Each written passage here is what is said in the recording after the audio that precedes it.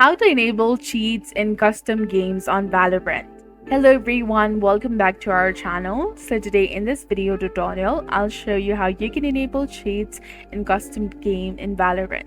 So first, you need to go ahead and open Valorant application on your mobile device, log into your account, and now you need to create a custom game.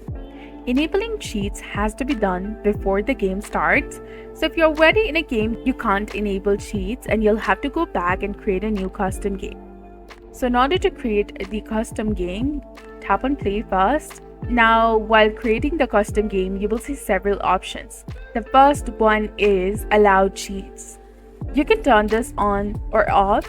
To enable cheats, simply turn this option on and then click on close and start the match. That's how you can enable cheats for your custom game in Valorant. So if you found this guide helpful, please don't forget to like, comment, share, and subscribe to our channel for more amazing tips and tutorials. Thanks for watching, and we'll see you again in the next one.